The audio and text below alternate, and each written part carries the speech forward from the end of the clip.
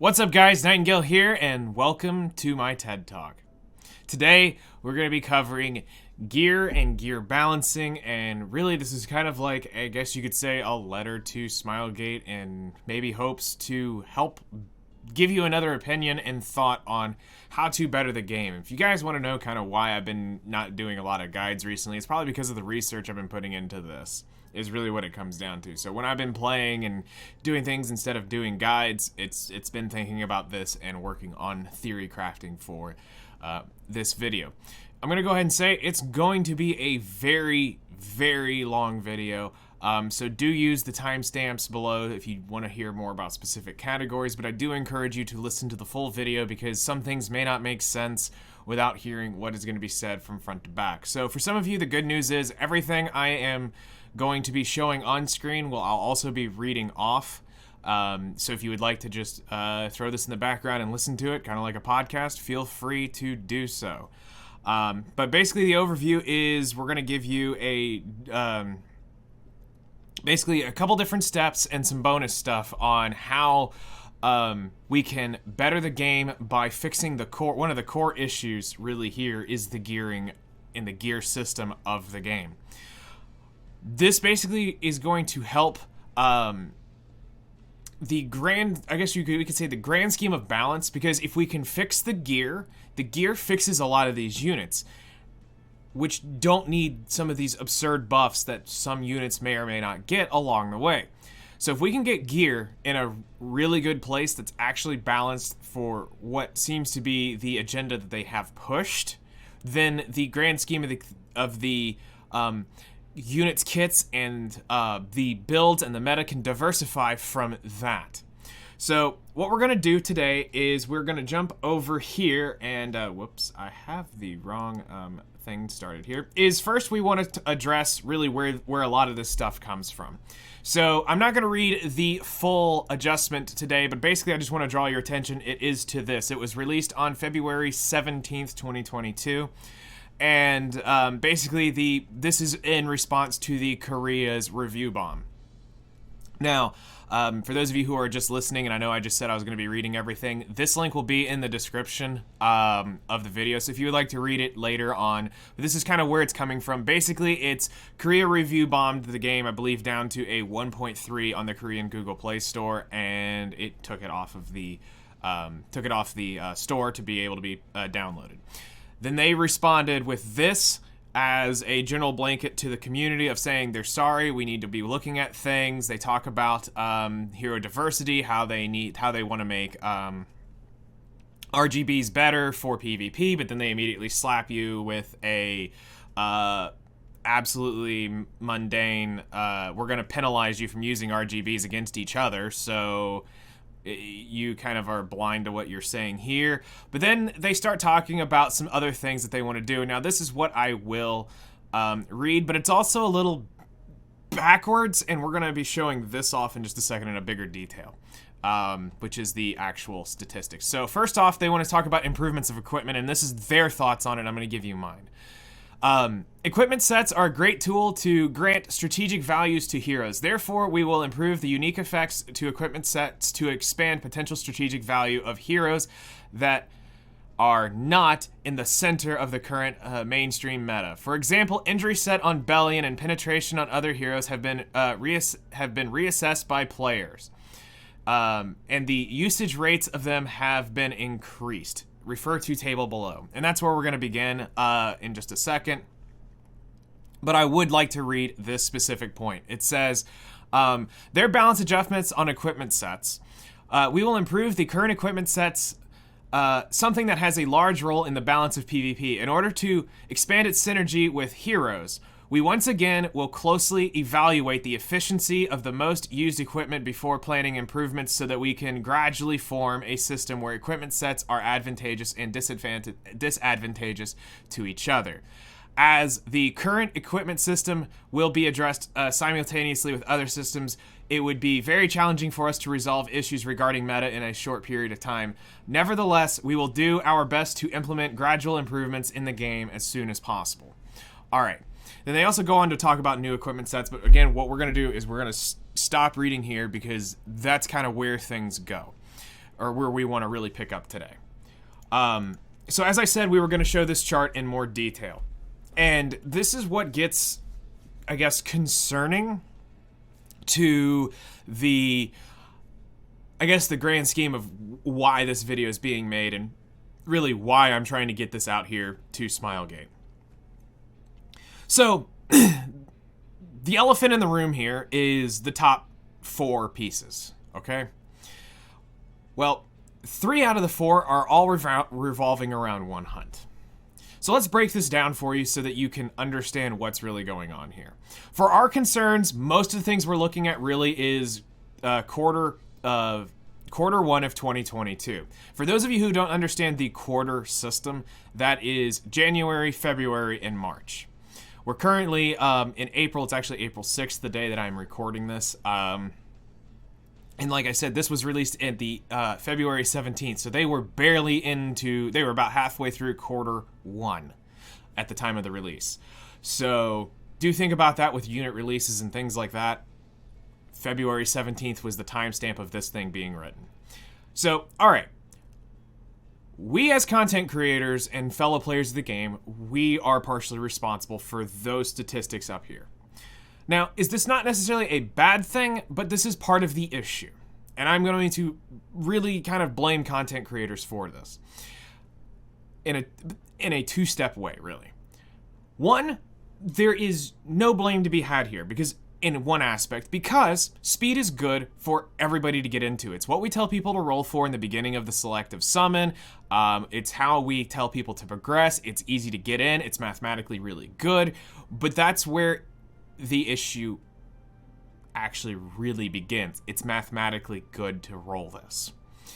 Now, to get started in the game, absolutely, I'm all for an easy way of people being able to come into the game, get established, and get going.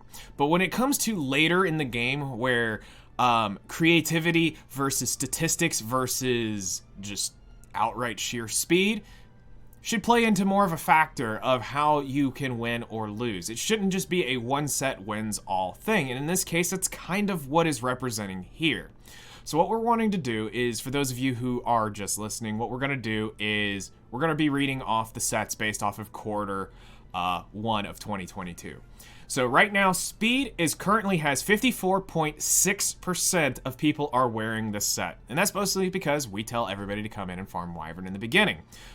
But that's where most people end up staying. Critical hit, or the critical chance comes in at 28.5%. I have, obviously, speed crit is a pretty much go-to set for anybody beginning. Then the next highest one is immunity at 24.4. So if you add this up together, that is 52.9% of the community who is wearing speed set has at least one of these two on it. Actually, more people have these two combined than speed set on their equipment right now. But that's because it's a very good and general use. But the thing that I want to point out here is actually if you look at the graph, you can see a steady decline from quarter 1 of 2021 with 32.2%, or no, 24.7 starting to use it. Then it rises to quarter 3 and quarter 4 have roughly the same, with 27.7% of the community wearing this. And then it just starts dropping off. Why? Because everything's starting to get a turn 1 rollback or a full strip on an opener. This is also an issue. This is where it becomes also Smilegate's issue for pushing stuff like this. So immunity's now falling off. To drop 3%, it is now worse than it was a year ago. If you want to be just brass. Okay, so hit set is the final Wyvern set here, and it comes in at 12.1%. It's honestly been falling because it's becoming less and less valuable because there are other things out there and people just have not been really thinking or finding value of hit set. But it's still a good overall aspect. Maybe it might need a tweak, maybe it not. Now, the next 3 here is health, attack, and destruction. Now, we need to filter out some results here because this is what's a little... You can't take this exactly note for note here.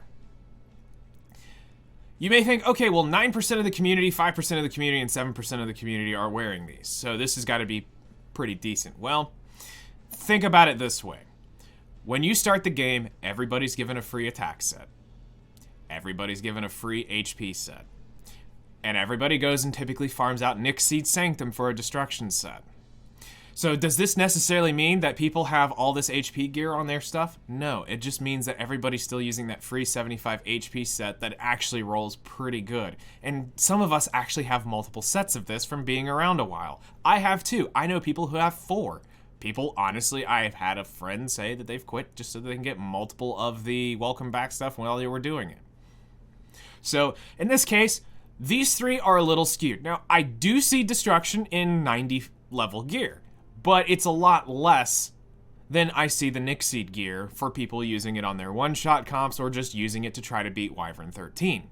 So if we could honestly have filtered out the level 75 gear or just the free versions of the gear or in-game based, whether it be the story AP destruction set or the Caides set, filter those out and it'd only be 90 gear, I think this would be a lot lower in the grand scheme of things, because I can't tell you how many content creators will absolutely meme on how bad Golem is, but yet Golem actually has a lot of potential hidden in it for what we're after. Especially with immunity being dead, free HP and free defense are not a bad thing to swing at. Attack sets really aren't that bad. They just need a little bit of something to make them better. Okay, now moving on, we're going to start moving into the other hunts. So here we're going to see counter is at an 8.4, but what I want to point out here is we can actually see a rise specifically because of one unit. So if we jump to quarter 3 of 2021, who here will actually remember what unit released about the time of August? I think it was around August. That's correct. It was REM released. And so all of a sudden you see a small bump to a very large bump. So between quarter 3 and quarter 4, counter sets saw a rise because of REM. But now as we're here in 2022's quarter, we're down to a 8.4% of people are using it because it's seeing a decrease in value because people are stopping using their REMs or they're moving off counter because for some reason it's just not doing something and more people are pushing further and further into speed. Now, resist sets have been kind of it's been seeing a rise, and that's mostly due to trying to build better Soul Weavers, getting into things like that. Again, immunity falling off, people trying to bake into more ER to have higher value, honestly, than the immune set, because they have a better chance at getting the buff resisted than them getting their immunity turn 1 stripped away. Defense has been seeing a drastic decline since quarter 1. And it's now only 3.1% of people are using it. But it's kind of funny when you think about it. How many of these defense percent units have they been pushing into the game and nobody's sitting there wanting to farm up the free damage to their set? Seriously, think about this. People are out here who think about Fighter Maya.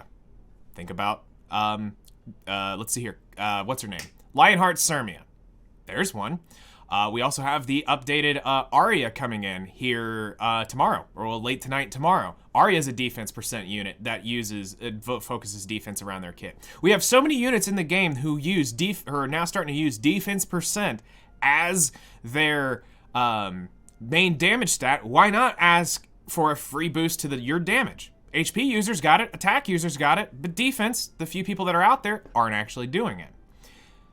Now, lifesteal has been seeing a slight rise, and honestly, I should have looked this up before I started the video, but I think you can honestly attest this to Violet seeing the rise very largely due to and Spirit Eye Celine were probably the 2 reasons. Is Violet got a buff last year, so lifesteal started coming up, and then Spirit Eye Celine released, which caused more people to want to build the lifesteal, and it's been staying consistent with a 7.8%.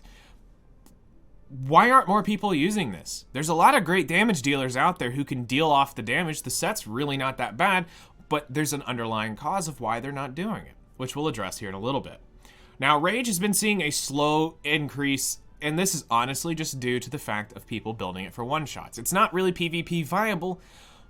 Maybe there's not a big enough risk-reward for him. Maybe the buff isn't good enough to go in and guarantee one-shot a unit. If you're gonna go absolute nuke and you can guarantee a debuff, maybe that's the issue here. I don't know. Maybe people are just gonna look at it as a PvP or as a PvE set. But for let's just say in terms of PvP, what's going to make this set viable enough to get it out there to be used in PvP? Is it a higher risk reward? Does it need to be faster? What's the issue here? Okay. Now, probably one of the worst sets in the game is Unity, and it's just been seeing a consistent decrease the whole way around. Only 0.7% of people are even using, not even a full percent of people are using this set. Think about that. A dual attack chance, I think it's 4%. Nobody wants to use this set because there's not really any synergy around it because it's still too low to even guarantee it, and everything else so far we've mentioned has way more value. So we're looking at a big issue here. Now, with penetration, we can see a rise of penetration, but that's where people's really started. With the buff that came to the Caides sets, definitely helped bring the rise of penetration up, but also because the fall of immunity, people are getting tired of, they already know it's stripped, so why not go get more value and then put this penetration set onto some of your single target DPSs. And we saw a big, massive spike here in Q1 of 2022 with a 5.1% of people are starting to use pen. Now, let's also kind of bring back to reality here in a second. The Christmas event gave us pen set. Think about that. So that's Q4 2021. Now, injury. We can honestly thank injuries attest, and as they even blatantly state, Bellion on injury is the only reason this set is even seeing use. Why is a set with 1 ML5 being named of the reason of why we're using this? And you can honestly say that up till Q4 of 2021, it only had a 0.2% of people using this set, and those were the Bellion users or the weird random tech people. And then by Q1 of 2022, 1% of the people are using injury on their Bellions. What may seem like this is the crazy thing. You may run into them all the time, but only 1% has that on there of wearing this equipment. 1% of the units in the game are wearing this equipment. Or players, I guess you could use it either way. All right, now Revenge set has seen absolutely hardly any play with only a very small margin of growth. And today at Q1, it only has 0.5% being used. Why? This is literally the probably second most broken set in the game. It is so close from being extremely overpowered, yet nobody wants to find it. What's the underlying cause here? This is all stuff we're going to be asking and talking about today and going through in this video. This chart, remember, is not my data. This is their data taken from that post. I'm just showing it to you here at full screen so that you're able to see these numbers for yourself and see kind of the disparity. My goal is to do this. This is what this video is about. I want to lower that 54.6% of speed users down into the low 20s and bring some of these sets that are in these 4-piece sets that are sub 10% up higher. Why? I don't want to nerf speed. Speed has its place, but we need to come up with a way to make things better in the long run. By ultimately getting these sets in a much better place, we create better diversity, more unique builds, things don't become predictable, everything has another option, and some of these units get buffed by having better sets. The only reason some of these sets are even held back is because you can technically make them faster on speed. That's what it really comes down to in the end. Yeah, you may not have the counter mechanic. Yeah, you may not have the lifesteal mechanic, or you may not have the revenge mechanic, or the injury mechanic, but you've still got the basic stats all the way around. But if we started throwing those other mechanics into it, a lot more units become a lot more dangerous in the long scheme of things. So that's what we're going to address today.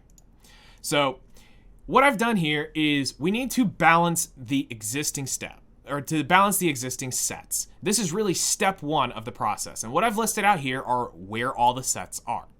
So Wyvern houses speed, crit rate, and hit set. Golem is attack, HP, and defense. Banshee houses counter, lifesteal, destruction, and resist. Azimanak is where you get your rage, Unity and Immunity Gear, and Caides right now houses Revenge, Injury, and Penetration sets. So the first one, and honestly what this really comes down to, is we gotta set an example and set a staple in the beginning. They've already shown us, and by a lot of the things they've done, and with their, what seems to be colorblind, no, I wouldn't even, how would we put this? Their basic neglect of, this phrasing kind of gets me, is basically, what I'm trying to say is this. They've set a standard that speed is very important. And that's obvious by their recent RTA rule of giving Soul Weavers 15 speed outright. Just, here you go. Here's 15 speed for being a Soul Weaver. You just buffed the best Soul Weaver in the game by 15 speed indirectly by doing this. She didn't need it, and now she has this. What were you thinking? So, we're going to assume Wyvern is now the standard. Everything from here on out is being balanced around this set, so nothing will change in balancing Wyvern. So for anybody who's a Wyvern lover, they are Wyvern and Die type player, nothing we're going to do is going to change the sets that you have been farming. We're only going to make things more relevant and more of a challenge for other players by making better sets along the way. So we're not going to touch Wyvern whatsoever in this. I don't want people to be like, I'm not sitting here trying to make your hard work be less valuable. I'm trying to make a more diverse game. So let's talk about the first actual set we're going to start looking at, which is the Golem Hunt. So right now we have attack, HP, and defense sets. Attack has 45% attack, HP is 20% HP, and defense is 20% defense. Again, HP and defense here are two-piece sets. Why aren't these being used as often? Is it because of the stat value? Is it because of there are other and more important things to put it on? What's stopping people from wanting to use this? Is penetration technically better? Is resist technically better? There's a lot to be said here. But now if we were able to tweak these sets, what gets people using it? And the same thing really goes for even, we can say, with attack. Why is nobody using attack sets really when there are so many units out there that really need attack and they want a ton of it? Well, before we actually start talking about things, I want to bring up a concept here. And this is the concept is decreasing returns. What if two-piece sets had higher base values, but as you increase them, they slowly decrease in their value as you're giving them to the set. So basically, it's instead of it being 20, 40, 60, it's something like 35, 50, 60. So you get a diminishing return. So it allows it to be higher value in a two-piece set and then work its way up to a six-piece set. Now, obviously here, my numbers are just going to be just that. They're just numbers to give us a general base view, but they're also theory crafted around trying to keep things balanced without taking them too far. Ultimately, it would be up to Smilegate and how they want to do this, but I even see some of these needing to be a little bit higher. Honestly, I could even justify six-piece sets being 80% increase. You've stacked 3 of the same set on it. I could see that on certain sets. But let's jump in here and actually talk about the changes. So the first and most obvious one is attack set is now a 2-piece set. Wow, that's probably going to shock a lot of you and probably make some of you mad. But think about this. This one's been balanced around the concept of becoming a 2-piece set. So yes, it's going to be a little worse in its 4-piece, but it's also better in its 6-piece than it was its 4-piece. So my thought here is to make attack set 25% as a 2-piece set. Now you get 25% attack across the board. Now, is this going to change the game and balance? It's going to make attack dealing units a lot more. But really, the math is going to need to be shaped out and honestly shaped out around the larger scale of things. I don't have the ability to sit here and crunch every single number, but in the grand scheme of things, 25% attack isn't the worst thing in the world, depending on what we're doing. It's a little less than vigor, just naturally into your units, but things are going to be changing across the board in so many different things. In my theory craftings and testing some small type scenarios, it wasn't really, it was a noticeable difference, but it wasn't game-changingly different. Yes, you got higher attack, but other things are going to make up for this. So yes, The numbers now here don't technically translate to exactly what I said, because the concept here is with attack, we don't want it a ton of stat here, but we want to make it to where it has value going across the board. So obviously 4-piece set users of attack sets are going to suffer a little bit with a 40% versus the 45 that it got buffed to. But again, it can go up to 50 now if you stack it into a 6-piece set. HP, the same thing, the same concept goes here. It's a 30, 50, 60 combo. So the concept here is to gain more HP for outright using the set. And same with defense, as to gain more HP outright or outright more defense just starting out. Because we have an issue where we've got a lot of things that are due that it completely ignore defense or now deal based off of the amount of HP difference, or you have a lot of stuff going on here. So this is kind of going to help maybe edge out survivability and may play into a factor of coming up with some unique ways. But this is ultimately really going to have to come down to truly balancing and playtesting and playtesting and playtesting to see what the numbers really need to be. But the concept still will remain the same. Bring these sets out with diminishing returns, and maybe the higher end return, maybe we need to start where these 6 pieces a little higher and work our way back. We have to, it's just a lot of stuff that has to be tested over time. The next set we're going to go to is Banshee. So the next hunt is Banshee. Here is probably where most of the player base actually goes for their secondary hunt. Most players come out of Wyvern and go into Banshee, and then eventually work their way to maybe Azimanak. But in this case, I can say for the majority of the players I know, this is about as far as they go. So the sets here, we have counter set on 30% chance to counterattack, which they've recently came out and said it wasn't really a buff, it's just that it was innately written in that it was 30% and it was written as 20 or 25%, and I think it was 20%. So it's been countering a lot more than normal than what the sheet said, so they came out and had this whole thing about it, which is also another reason why you saw a slight rise in counters, because people were trying it out. Lifesteal it steals, the way this is written here is probably confusing to some people, but it was the only way I could get the text to fit. What this is you will take 20% of the damage you'll receive as HP. So whatever your damage you dealt, you'll take 20% of the damage dealt and receive it as HP, which is a great tech. I think it's something that helps actually several units in the game and that prevents them from needing buffs. Destruction set is just outright 40% crit damage added to your kit. This is what really allows you, with this set, you can easily hit 350 crit damage cap so easy with a destruction set, but at an extreme cost of you're typically dirt slow. Resist is 20% resist. Now, before we go further, we have to talk about another issue. And this issue, I have this photo saved on my computer. I know it's probably from Reddit or a forum post. I don't know who it is, but the credit is to this person. I did not make this chart. And it is a debuff chance factoring in effectiveness and ER. So we already have an issue in the game, just starting out right with talking about balance, is this stat. 0% effectiveness against 0 ER, they already have a high chance of being able to land their debuff. It's already 100% effective based off of whatever the skill set says. So if it's a 30% chance to stun, it's a 30% chance to stun. If it says 100% chance to stun, other than 15% resist, it's going to stun.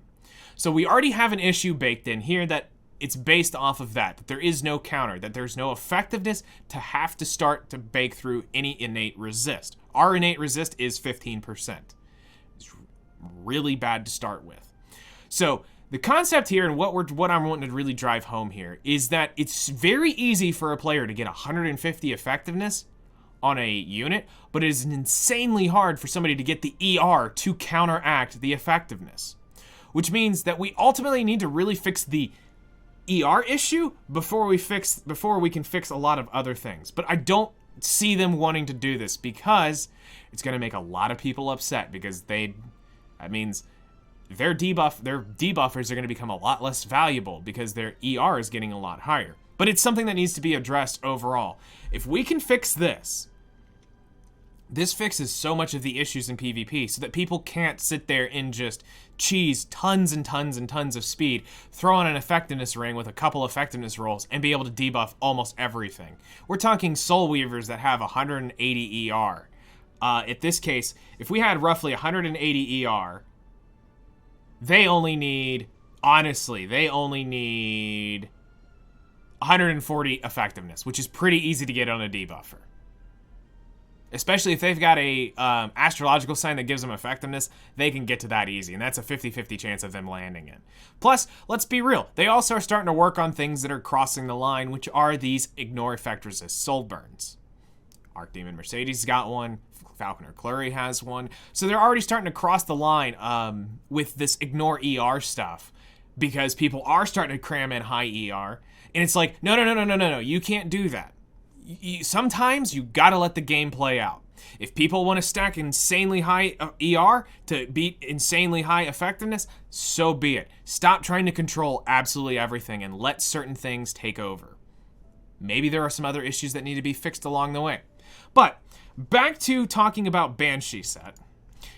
Banshee, I don't see too much needing to be changed. The biggest thing I see that needs to be changed here is actually resist itself. To me, personally, resist honestly just needs to be a 40% set.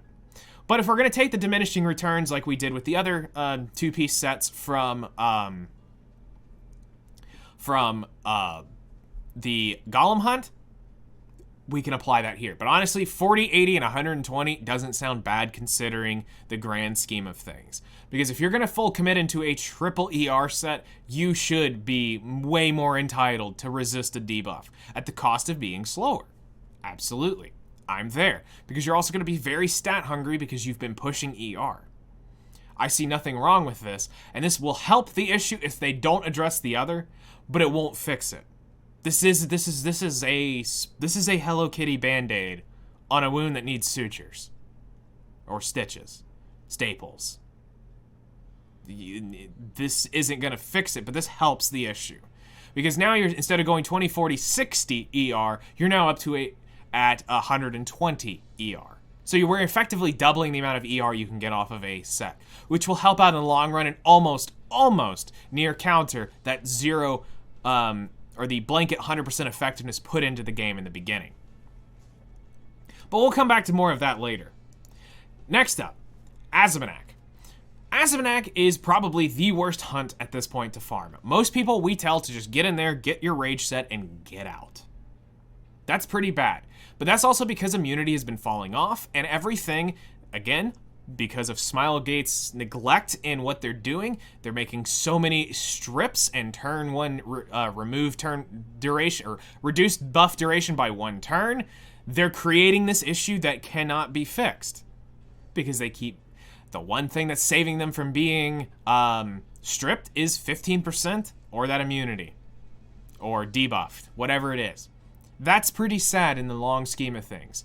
That you're just cramming this tech more and more in. And it's because of what they're doing is causing some of these issues. But if we can fix it in the sets before it becomes a bigger issue, then we're better off. So next up is Unity with a 4% dual attack chance. So DA here stands for dual attack chance. This set has seen very little play. I see a few people building a couple random builds with this, but this needs, I think, a lot of love here in order to be able to do that. And immunity is the turn 1 immune to debuffs until it's stripped. Artifacts do it. Units are doing it. What next? Passives, sets. Where are they going to stop at? Almost every new unit. You can go back and look.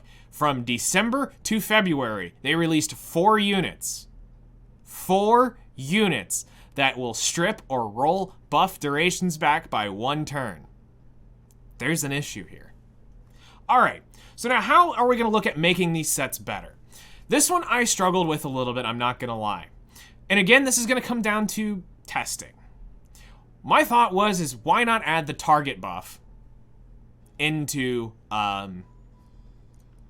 the rage set. Just go ahead and give it another 10% more damage. Would this be able to make people willing to potentially dice it a little bit more? Now, sure, is this going to help your PvE content? Absolutely. This is going to make PvE a little bit easier. But if we're trying to get this usable for PvP, does this fix it? I'm not sure. But in my thought is maybe if we increase the damage some, maybe it'll get people a little more enticed to want to look at this, especially if we're going to be talking about damage dealers and debuffs. Maybe this is a direction we need to look in. Do we need to make it stronger so that a singular debuff can do more damage? At what cost? Who knows? Because especially, let's think about it this way. If we're theory crafting, talking about increasing more damage, which means we're going to have to back off of a stat somewhere. What if we slightly sacrifice our attack numbers to go for faster speeds so that we can make it more usable?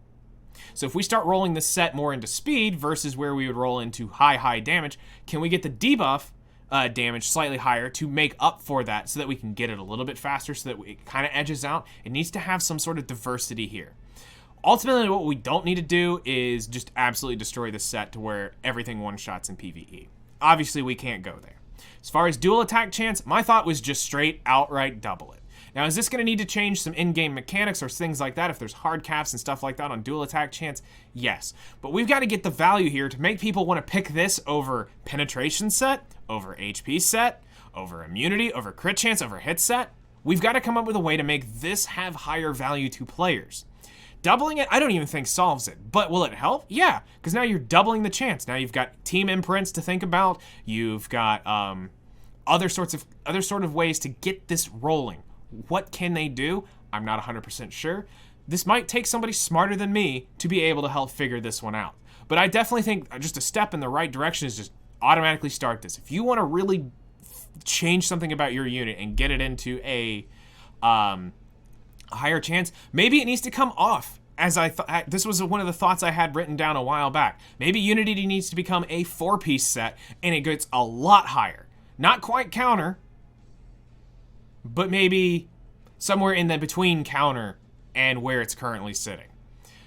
Maybe that will be the answer. I don't know. As far as immunity, I can't honestly say anything right now, but we'll come back to immunity later. Caides.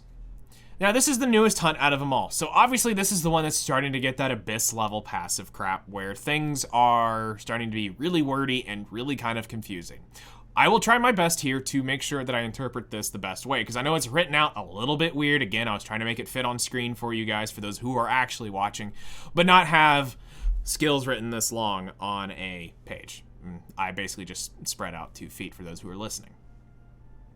Okay, so Revenge set. Revenge, like I said, is probably the small buff away from being actually OP and actually being more valuable than most every other set here in the game, besides speed. So, Revenge set currently sits at, you gain a 12% speed increase outright to your kit.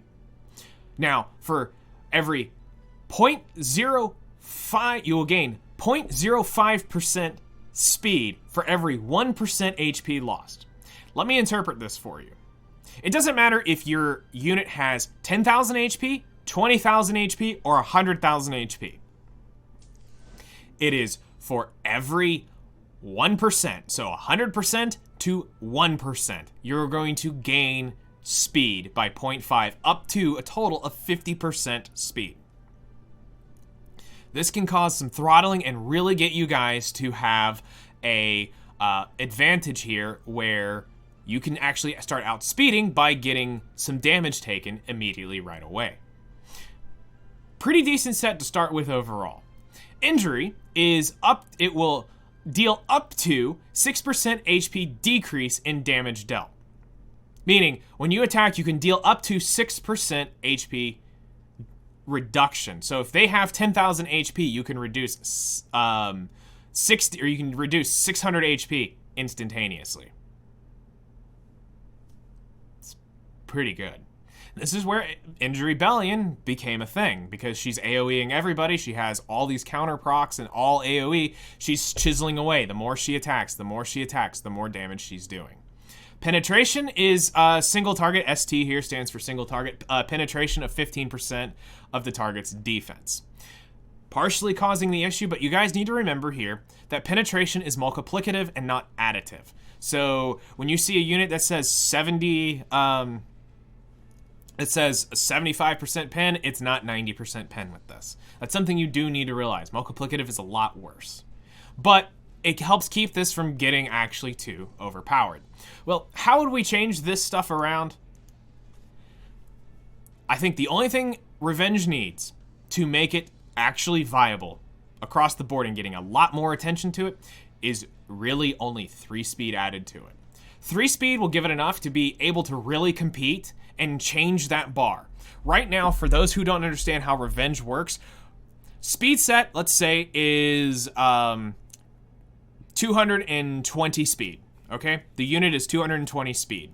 On Revenge set, this is around 210 speed, to around 200, about a 208 to 210 speed right now. So with this slight buff, you're catching up into that point of speed RNG. Not quite, but not. There's a chance that you can still outdo it. But it's basically what we're trying to do here is make up the gap in the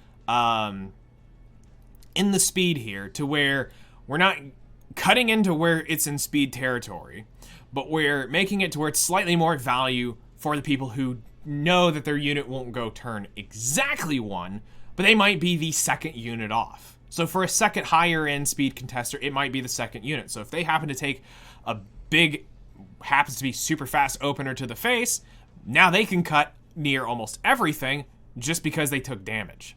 And it's going to cut them in front because of the damage lost. With injury, I know some of you are going, whoa, 8% is a lot, for those of you who are looking here. Yes, 8% HP decrease. Well, the thought process is here that we're going to be making HP better. By making HP better, we need to also be able to deal a little bit more with it. But injury is a 4-piece set, so remember that we are having an issue here of it not being used. So we need to be able to ruin some of these high HP based units by taking away their HP. Now, just in case somebody's not actually hasn't thought about this, if you want to make Ha Young better, take her into an injury set. What does it do? It shortens the gap of her HP, which lowers her HP, which makes her better. So injury kind of works in mysterious ways here. But for HP-based units, injury definitely is a bad thing for those units. Because you're ultimately just neutering their damage. You're literally, over time, you are going to take basically an attack down to their unit. And if you guys don't know, when you're facing a Crow, if you can injure it at least 3-4 hits, that Crow's S3 you can live through. It's not a one-shot like it normally is. So injury definitely has its place, but I think it needs a little bit more value in that initial punch to get more people going behind this force set. And honestly, penetration doesn't need to be changed at all. Really and truly. Now, that's just fixing the sets themselves. That doesn't fix the actual issues here. Step 2. That's correct. We're only at step 1. Step 2. Fixing speed. Now, again, speed users, don't freak out. I'm not trying to change your sets directly. Remember, here's that chart again. 54.6% of the people have speed set equipped, which means speed has had the highest influential value in this game, which we now need to make up the difference. Now, some of you might go, that's going to be OP. That's going to be too crazy. What are you going to do to fix speed? We aren't going to touch. I promise you now in this video, I don't touch the 25% speed that speed set gets. And I can already tell you now, Revenge set is now the second and only second fastest set in the game at 15%. Nobody is faster than that. So speed is still number 1. It absolutely serves a place for openers. But there's also another issue to talk about. The lack of understanding and releasing units, openers, at super fast speeds is a very concerning thing. The fact that they're releasing these openers who strip and have these super fast ways of being able to reduce debuff durations, turn 1, guaranteed. I get that they're supposed to do that, but it comes at no cost to them. It's just slap on a speed set and there you go, 300 and whatever speed unit. really easy. You go put that on any other unit, it's a lot slower by 20-ish speed. So there's an issue going on here. But what we're going to do is to fix some of the disparity between Revenge to, you know, counter set and destruction set. What can we do to fix this? So my first thought is to go look at Banshee. And to some of you, you're going to freak out. Well, it's not really as bad as you think. What we want to do is add 10% speed. Just like the speed set, we want to add 10% speed to its 4-piece set. 10% speed will basically equate to around 2 to 3 free rolls of speed on a unit, which now allows you to be able to get 2 to 3 good speed rolls and get a little bit faster out the gate. Because why can't we have some faster counter units? Why can't a person say, I would rather dice the chance of me getting hit and counterattacking, even though I'm not being so bulky? Why do we have to have that bulky mentality every single time we build a counter unit? Why can't we have some out there with a little bit less, not necessarily like ultra tank, but why can't we have them out there a little bit leaner than normal, but a little bit faster than normal? Maybe that chance is what will win a fight or not. Maybe some people don't want to dice that chance. But I think the 10% base speed increase just outright to this, to where just like speed set, just like revenge set, has speed given to you for free. I think this is going to be the direction that we should be heading into. Lifesteal, the same thing here, which is why I didn't address anything changing to its set, because it really just needs to be faster. The units that normally use this can change so much by just gaining a little bit extra speed along the way. Now, obviously, we need to really test this stuff out. This would need to be done on private servers to where it's able to, we can see the reaction and be able to check different builds and different units to see what is actually the middle ground here. What if we actually did need to raise Revenge up another couple speed? What if it was that we needed to bring some of these speeds up a little bit further to make them a little bit more viable? Obviously, I'm not trying to have a speed contesting counter unit. No, that's not what we're after here. But to help fix some of the difference in such the grave difference between 54% to less than 10, we really need to fix a glaring issue here. So same thing with HP set. And obviously destruction set, I've been battling this one, but I was going, you're already giving up a lot for this set to have insane damage. If we made him faster, sure, this would be a call for Smilegate to make. Do you want to add speed to this or not? Now, some people are going to go, that's going to mess up my one-shot comp. Stop thinking selfishly about your account and think about the greater good of the game. If it's ultimately what really makes things better, we need to be able to give up every single one of our one-shot and comp speed tunings and fix them to have a better system in the game. Do not be selfish. And with Resist, I don't want speed being added to any two-piece set in the game. None. Not a single two-piece set needs speed, because it will only make speed even better. Next up, we've already talked about Revenge gaining that 3 extra speed. Like I said, it just needs a small buff, because for those of you who don't understand Revenge set, I'm going to spell this out for you. Revenge set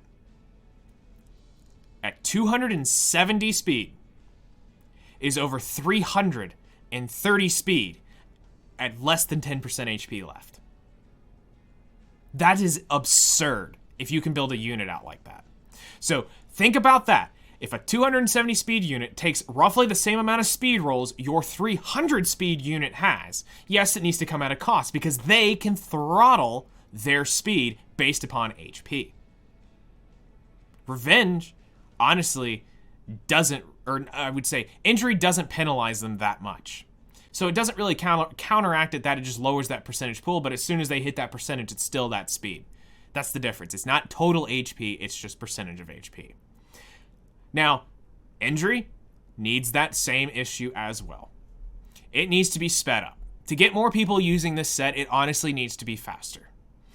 And I think between the small HP increase to the damage that you can deal in a single blow, I think this will help out add some more counterplay to certain units. It may make others more threatening. But now this also raises the question of if I'm decreasing defense, I need to be able to increase, or if I'm decreasing HP, I need to be able to increase defense. True. Which then can technically cause the same issue of more defense pen-based stuff. More things like Ha Young. Things like that don't need to be running rampant. But we're not here talking about unit balance. We're talking about actual gear balance. So again, penetration does not need to be touched whatsoever. If you were really wanting to get down to it, because it technically is multiplicative, you could theoretically, if a lot of testing went into it, you could increase this to 20%. Because there are some units that could benefit from having that little extra pen, and some that can't. Just to help with making things a little bit tankier, yes, we could technically get into that.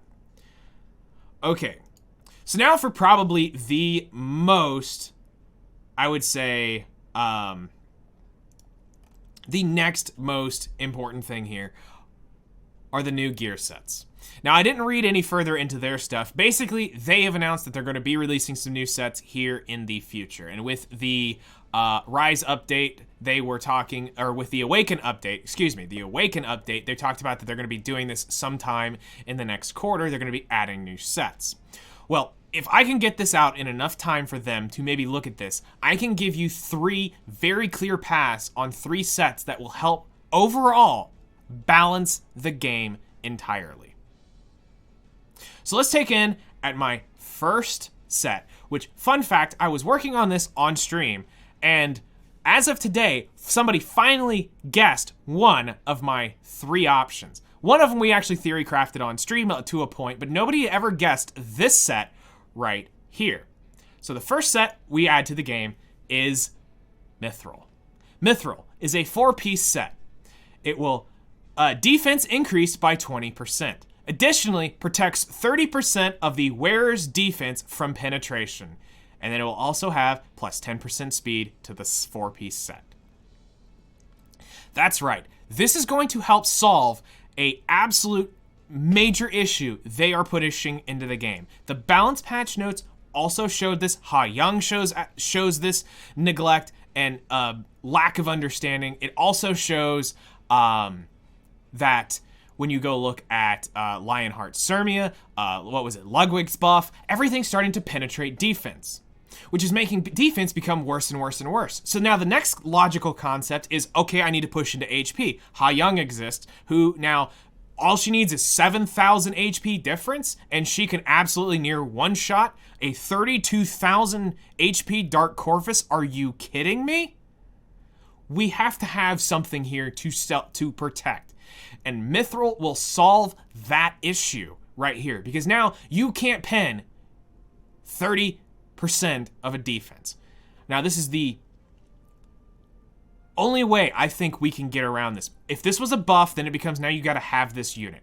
And this is going to come at a cost, because now you're giving up the ability to counter, you're giving up the ability to lifesteal, you're giving up a lot to be able to save 30% of your defense, which what is so vital here is this set is specifically designed in thought for the defense percent units. Because when you have units like Watcher Shuri, Crow, and now Lionheart Sirmia, Ha Young, who all can penetrate defense in all sorts of different levels, you're making these units that stack so deeply into defense, because that's their damage-based stat. We have to have some sort of protection. Now, obviously, we have defense breaks, which is basically attack down for a defense unit. But in this case, what this is going to do is it's going to save you 30% of your defense cannot be touched. For those of you who need to have a number, I will give you a rough idea so that you can understand truly. If we take a 2,000, just that simple, and we do a 30% defense, that's only 600 defense. That is still worse than, I believe, Violet's flat base starting defense at 6-star. But that still is at least something that is going into the effective HP of a unit overall. That's right. We are trying to help save some of your HP so your defensive stats matter. They're basically saying, at this point, we're creating issues and they need to be solved before this gets out of control. We need a set like this. I had another theory. I'm going to save it for another video. But basically, there's a thought eventually around either a unit, healing, injury. Because eventually I can see that becoming an issue as well. But like I said, that's for another day. So that is Mithril. The next set is probably going to be the most controversial, maybe most controversial one of the three. And this is the one we theory crafted on stream. The next 4-piece set is Thorns. Thorns is a 4-piece set. Inflicts 2% of the caster's max HP as damage. Cannot trigger a critical hit, and if the attacker misses, damage is not dealt. Okay, the thought process was here. This is an anti-cleave tech of anti-cleave techs. Now, some of you are going to instantly freak out going, no. Yes. If I decide as a player that I know I'm going to get absolutely screwed over by some cleave units, and let's just pick on Arbiter Villager, because he was the target of what we were doing and balancing around this. This was also one of the most widely accepted, which was crazy on stream sets as well. Especially with the theory crafting. So let's talk about this in theory for a moment. Let's look at a couple different units here. And I'm going to do some numbers off video, so you don't have to worry about hearing this. But let's take, for instance, a very commonly known unit, which is Apocalypse Ravi. The average Apocalypse Ravi, at minimum, has 21,000 HP, okay? So now if we take 2% of her HP, that means whenever you hit an Apocalypse Ravi wearing Thorns, you are going to be dealt 420 damage back. Now, what makes this different from Reflect is we're not reflecting percentage of your damage dealt, where we are dealing damage based off of the target's max HP. Also can be countered by injury. Think about that. So injury, lowering down their HP, lowers down the effectiveness of Thorns. Okay, well, 21,000 is very respectable. Let's go higher. Let's go up into some of those super tanks that exist. So let's go up here to what I have actually witnessed, which is a 34,000 HP Fallen Cecilia. So let's assume Cecilia's out there, and she's got that. And we're going to take 0.02 of her, so 2% of her HP as damage, is 680 damage dealt back. Okay, now, we're just talking single numbers now. Now, I'll give you the Armageddon scenario. And we're going to say based off of currently in-game. But let's say there is an Eaton with 42,000 HP, wearing Thorns at 0.02. So that you can see basically the worst it will get is 840 damage dealt directly to the attacker by hitting a 42,000 HP Eaton. Keep in mind, that's assuming HP set Eaton. I'm giving you that, just assuming, just so that you can see an idea. Obviously, his HP would be lower because he doesn't have a triple HP set going into him. But that's just to give you the idea of a Armageddon level scenario. No, I have not seen a PvP unit any higher than that, honestly. And it might have been 45, and I just don't remember. But I have not seen anything higher than this number. So, now if we go into more practical uses, let's take it down into the lower HP range for you, just so that you can grasp this a little bit further. The average Violet is 16,000 HP, with 2% of that damage being 320. So, if we were to take a cleave unit into some of these scenarios, let's add this up. So we have the 320 from a Violet. Let's add the 420 from Apocalypse Ravi, and let's go ahead and add in the 680 from Fallen Cecilia. That means with that one AoE, that attacker is going to be dealt 1,100 HP of damage back at them. So in case of Arbiter Villager, let's assume he is 9,100 HP. Why 100? It's just so I could easily say 8,000 HP instead of 7,900. But let's say he's 9,100 HP. He's going to have 8,000 HP after he S3s turn 1. For hitting those units right there. The concept here isn't to make a full Thorns team. While sure you could do that, it's all about building this thing because you won't see a buff, you won't see any proc, there will be nothing there to let you know that unit is on Thorns. And notice, this set does not come with speed built into it because it should come at a cost. If you're gonna stack up and you're gonna be bulky or you're gonna put this on it, yes, you need to be punished. This cannot be out there screaming fast to hit a cleaver with it. Plus, let's be real. You're sacrificing, you've got to build this. This is based off of your HP, so you're probably going to build your unit slightly tankier. But this will help solve the cleave mentality, because now you got to think about that unit, especially once you get popped instantly back with damage like that on an AoE. You're going to go, whoa, okay, now I need to think about this for a second. First off, which unit was that? You just see the tick on your damage. You don't see what unit it came from. Sure, maybe they will have to put some sort of like Thorns thing around the unit as an animation from the set if they're wearing it once they've been hit. But honestly, I say play surprise. Makes it way more fun, way more interesting, because then you don't know which one of those units. Now you got to think twice about which one it is. Now, obvious, logic can sit there and go, I'm looking at these units. I see two big HP-based units. But what if it's the Violet sitting there? What if it's a slightly thicker than normal Ha Young? There's so many possibilities there. What if it's the Soul Weaver sitting with it? You wouldn't know. That's what makes this set so fun for anti-cleaving. Could it be abused? Even in the worst case scenario. The worst case scenario. Let's talk about it for RB. So, for whatever reason, it's easy to get four 21,000 HP units. That means for every single attack, you can be dealt 1,680 damage back for every AoE. It would take six full attacks to fully kill a unit outright with AoE, for them basically killing themselves. Theoretically, we're not actually talking about killing somebody. We're just saying, for the unit to kill itself would be 6 attacks. That's not too bad in the grand scheme of things, because what this will help prevent is just AoE spam. It puts some damage tick there. Obviously, super tanky units have a cost, but here's the cool thing. If they miss, if for whatever reason they decide they build this on an evasion unit, it's not that effective on them. You don't take the damage back. If they run Moonlight Dreamblade, they don't take the damage if it misses, if the skill says miss. If you are blind, they've got to think about it. There's a strategy to using this. You can't go in and just blindly use this set, because you can punish them for it. So that's the second set. Now, here's the third set, and I left a little hint of this. The third set is Aegis, which is a 4-piece set. But guess what?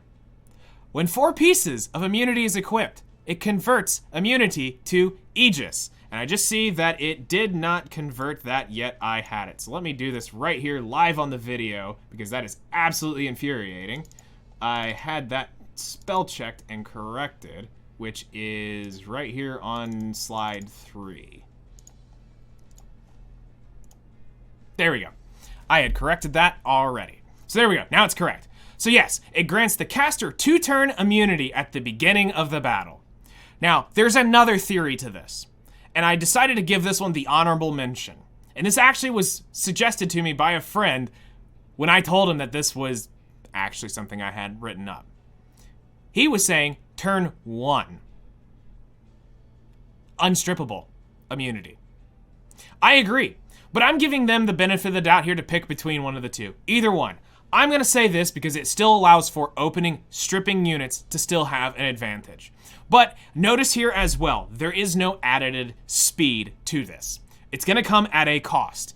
If you are so desperate to keep this unit from being debuffed turn 1, it comes with a cost.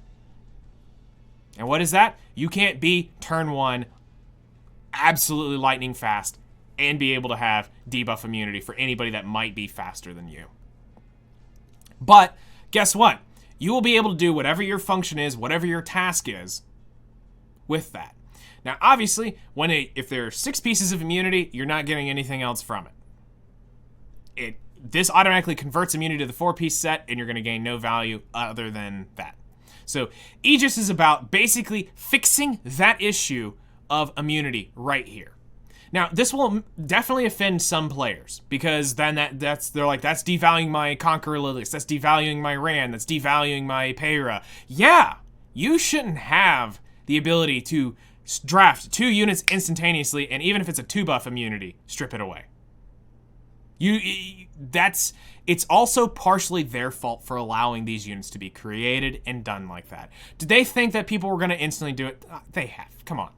They had to have thought about this. They can't be that naive making this game and not think, oh, I'm going to build a 128 base speed unit that can strip buffs turn 1.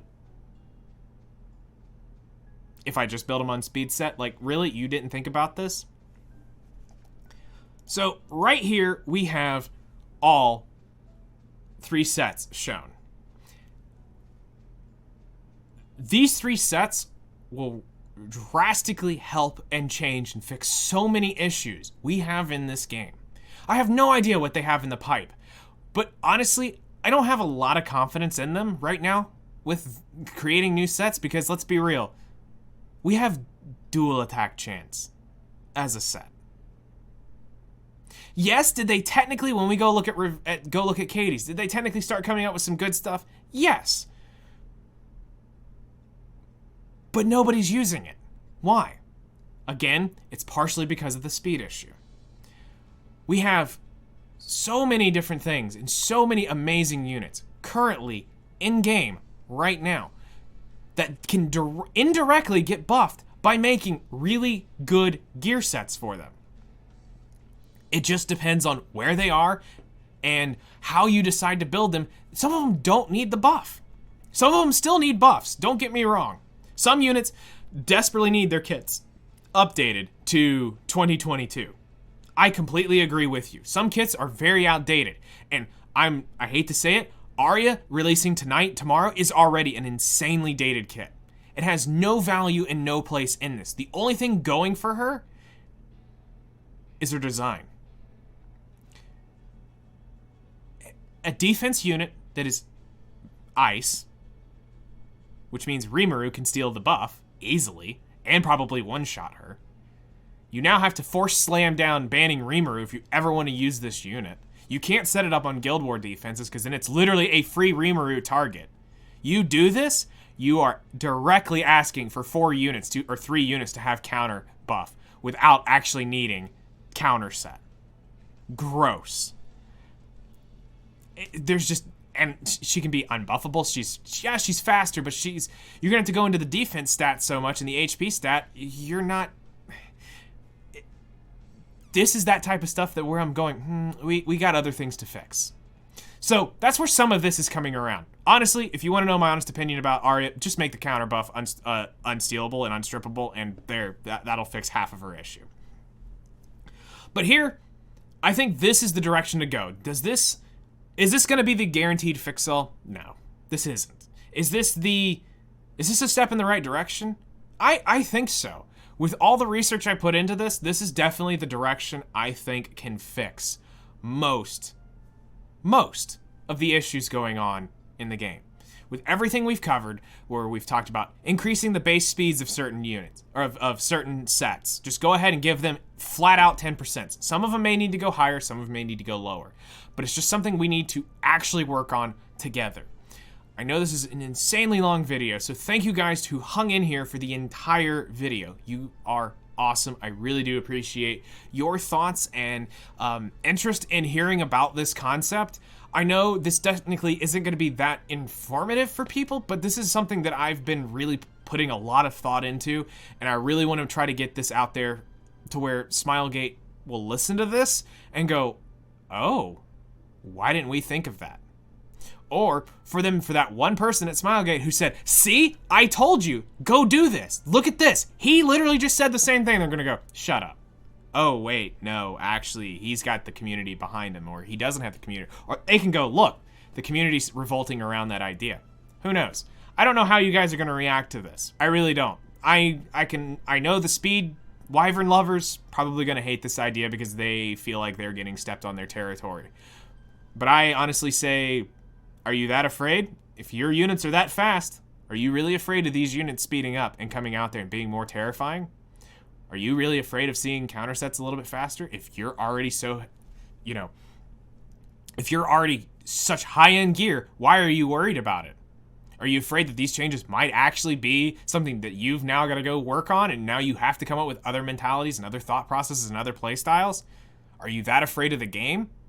Or are you that basic that you don't want to do it? And that's you're only here for that one fun play style, and if anything changes, you're out. You can't take it. Maybe this game wasn't for you in the first place. For me, I'm about diversity. It's one thing I teach that I really try to teach and promote here is the overall diversity of the game, because when everything else is healthier in the long run, there's more fun to be had. There's more, oh wow, look at that. I would have never have thought that build stuff. I love when I see people get creative and then it actually works. But right now, it's a lot harder to do that because of the one standard they have. Honestly, if you want to fix the game, remove the crap that they just put into the RTA season this week, or this last month, add in these changes, and I'd be willing to bet, you're going to see a whole new drastic style of play. Some people are going to hang on to it for a while, maybe a full season, but as that gear stuff starts rolling through, that next season is going to start looking healthier and healthier. But it also comes down to units in the end. This is only one aspect of this puzzle to fix, but I think this is the core value of what needs to be changed. Units are the next step. Will I be making a video on how to fix all that? Absolutely not, because that is literally Pandora's box.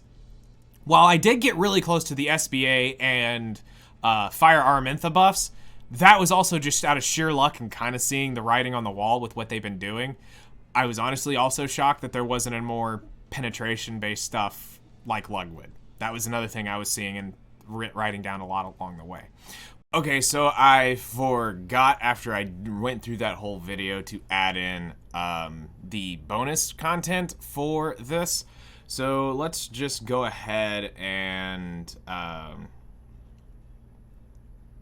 turn this off for a minute. The final thing that I meant to talk about in the video that I just kind of hazed over was about the future of power creep.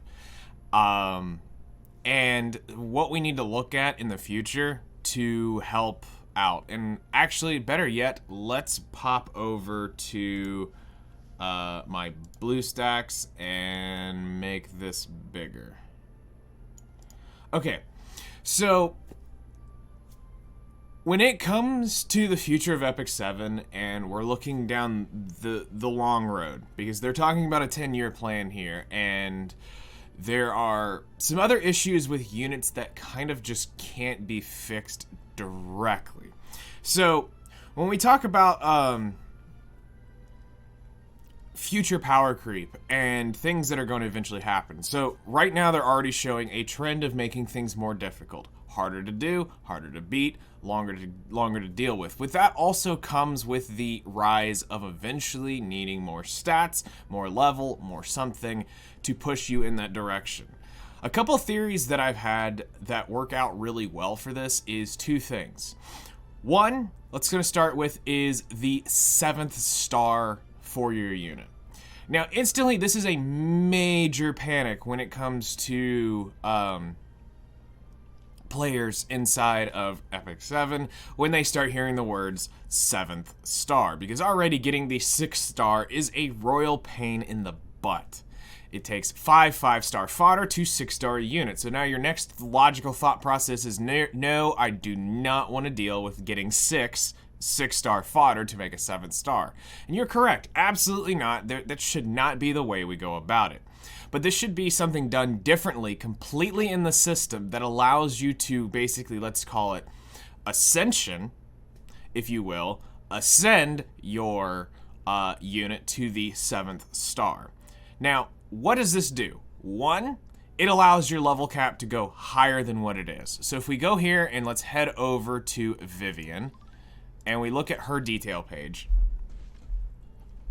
Right now, the current max level is 70. or 60. So you could technically make the max level 70 because they love the number 7. So logical standpoint is to raise it to 70. Now, what will this do is this will actually increase the overall stats of the unit as it levels up. They can determine how much is done by whatever calculations they want to do. Now, what does this help out with? One, this helps out with general power creep curves of needing to have more stats involved on units without revolving around doing the one thing we don't need them to do, which is add more insanely oppressive skills to the game. The skills themselves don't need to level up. Now, with this, why I'm so focused on this part is because this is a 2-part prong, which focuses in on gear in just a second. Now, with the 7th star comes the 7th awakening. And, again, it should be a little bit different. But this is their one chance now. If you think about this, this is the one chance they have to fix a lot of units here that have a weird stat, I guess you could say, where their awakening made sense for the unit, but it wasn't enough because of, again, they only had 5 level ups to deal with because one goes straight to a skill. So now being able to get that 7th awakening allows them to really sit there and go, okay, what is this unit really lacking? And now they are able to add that 7th awakening stat here, just like we click here, and we see it is 3% attack. I think, what is her awakening? Is it the middle one's the final one? Yeah. So here, in this case for Vivian, it was 8% crit chance. If we go to another one, it was speed. If you go to another one, here's the 5-star awakening, which is 6% attack. So if you're looking at this and you're going, okay, take this from a long scheme of thing of, what is this unit really failing at? Now, yes, they've already announced that they're going to start working with the astrological signs, which is part of the issue, and they're going to be redesigning some of those. But with this thought in the longer future of the game, by adding that 7th star, they can now put in the thing that the unit needs the most. If a unit's really lacking defense, let's take up Violet, for instance, the lowest flat defense, or the lowest beginning defense in the game, and it was straight flat defense for him. Do you see how that instantly now buffs him a little bit? To where now we don't have to be responsible for doing that on gear. Stuff like this is what needs to be really thought out and done carefully for units, because this could fix so many units outright without needing super oppressive buffs or things like that, by being able to fix their stats a little bit more in this 7th star. Now, as far as the theory crafting behind this, make this new content that we can do, or put it new content that we can do. And is this going to be newer player friendly? Not necessarily, but it doesn't have to be that much more difficult. Because if you think about this in terms of like an MMO, when the game starts, it's got a normal curve, okay? And that curve is going to progressively it starts out pretty easy, then it gets harder, harder, and harder, and then everything starts slowing down. Everything up here towards the top of the curve, because you're towards the top of the EXP curve, so now things take a lot longer to do. So in the just opposite, we bend the curve in, and now we make it a lot easier to get to, say, that 5th, 6th star, which honestly can easily be fixed by them just giving us more 4-star Black Phantasma a month. Besides the one that we can get from Guild, and then what is there? I think there's one other random one we get a month from the check-in. Start putting those in as weeklies. Honestly, we don't need the 2 stars anymore because we can summon an absolute crap ton of those on our own. So by making the first reward a 3-star, and the second Phantasma a 4-star Phantasma every week, honestly would be the better health of the game anyway, to help just alleviate some of that leveling up pain.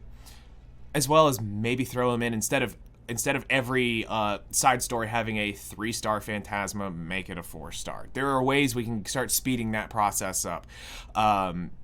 Introduce another way of getting penguins into the game. Honestly, go back to my hunt idea, which is cut the EXP rate of hunts down, and then increase the ability to gain penguin EXP there, to allow people to gain some function of penguins.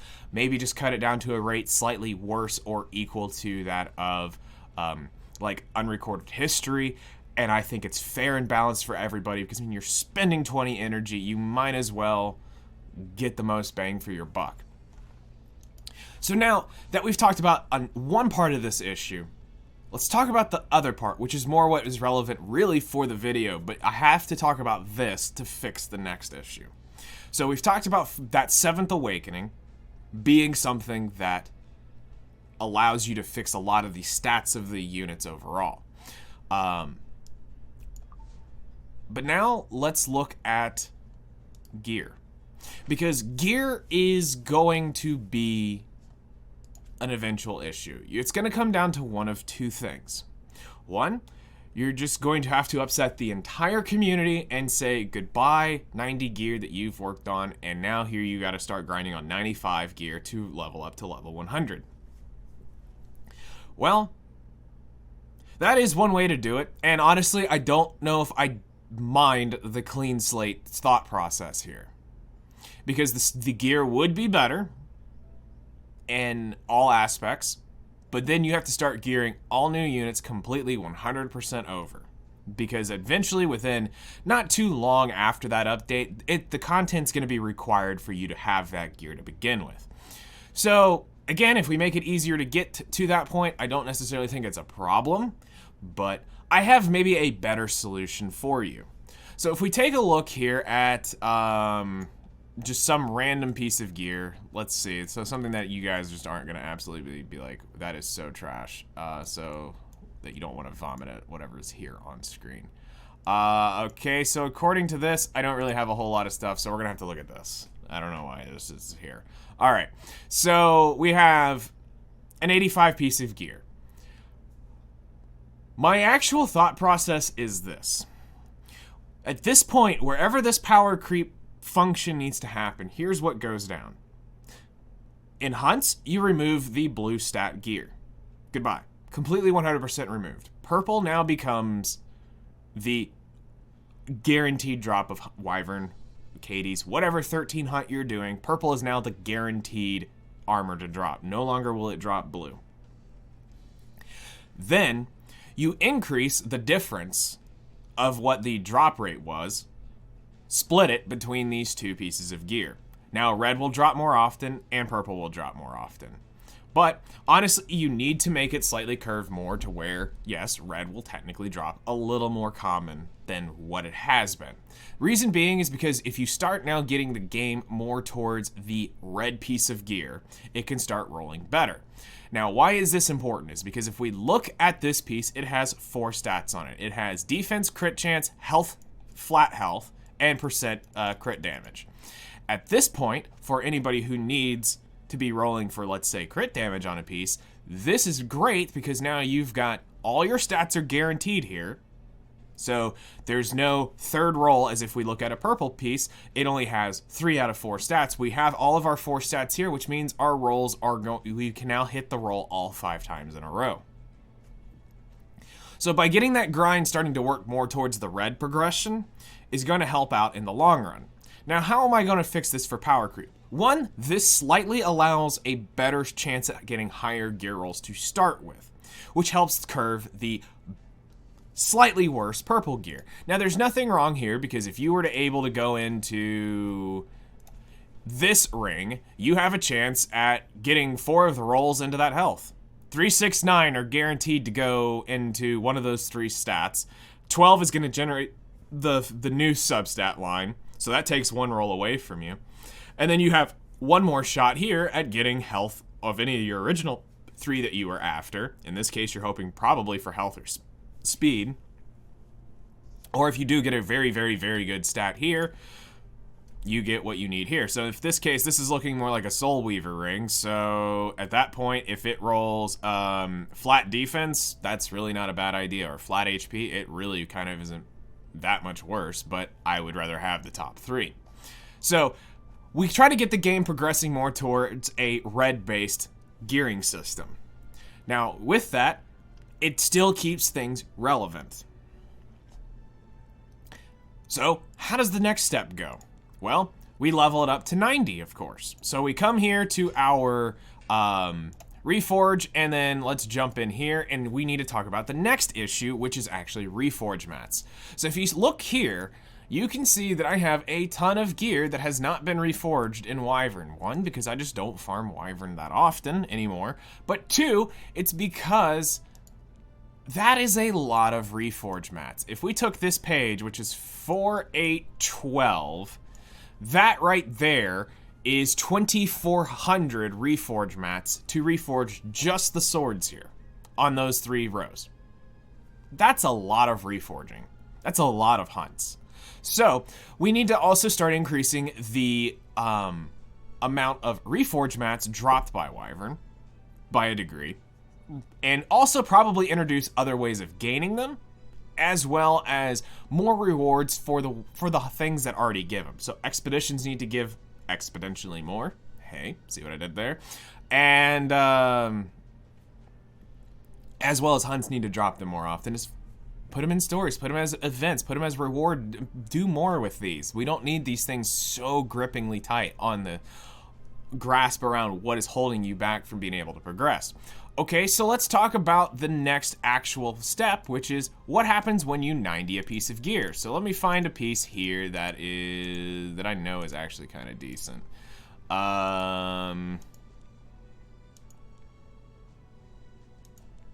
Where's that chest plate? So here, we'll use the Christie chest plate because I don't think the 20-something speeder is here anymore. Yeah, no, it's not. All right. Actually, that's not bad either. All right, so let's look at this ER chest plate. So the next step is to introduce the next system. So once we have 90'd this piece, what next? That comes down to this. We need to figure out a way to get level 100 gear. Now, the reason why I say level 100 is because let's just go ahead and cut right to the chase. We don't need any more middle ground in there. If we're already at 90, we don't need 95. We just need to go ahead and take it to level 100. And by going to level 100, what this would allow you to do is it's a one-stop shop from 90 to 100. Now, think about this like this. If our 90 gear is SSR, and our 85 is SR, you could basically look at this as UR gear. Depending on some of the mobile games you play, you might know it as URing your gear. What this will allow you to do is, if it's done in the right way, this will allow you to have higher stats for the power creep, as well as make something that has a longer term progression. This shouldn't be something that is done just outright and instantaneously. So by taking a good piece of 90 gear, you go through a new process, a new way of doing things, gives us something new to do inside the game. Once you've achieved a certain level of discipline and you've gotten certain things done, then it gives you something else to work towards for the long haul of the game. Again, we've got to think in the long terms of a 10-year plan. And right now we're just starting year 4, I believe. Because I started at the beginning of year 3. Yeah, so we're starting year 4. So we've got 6 more years of this game. And they're already starting to make things become damage sponges. And when things become damage sponges, people just start losing interest. Because they don't want to sit there for hours on end waiting for something to die. Let's be real. So, with this, level 100 will help curve that for the longer term. But now they've got to scale things to be somewhere in this path. We still have a little ways to go before we get there, because the first step could be the 7th star. That could be if we need 6 more years, that could get us through the next 3 years. Then, somewhere along the way, we get the gear aspect, or we do it vice versa. We do the gear first, and then do the 7th star. But somehow we need to spread out this creep over the next 6 years to where it makes more sense in the long run. Now, here's been my thought process with this, because obviously we're going to create issues here. So if I was to jump over to my gear, and this isn't for me flexing gear, but this is for you to actually understand what we're about to say here. So if I take one of my absolute best pieces, which is this chest plate right here, as far as speed is concerned. Now, this rolled speed, I want to say this rolled speed all 5 times in a row. I think this was a penta roll. I'm pretty sure this was. This was 19 speed when it was over and done with, or 18 speed. I cannot remember which one it was. I know I got shafted on one roll, but then it rolled really well all the way through. Anyway, it's a 23 speed chest. It's not too shabby.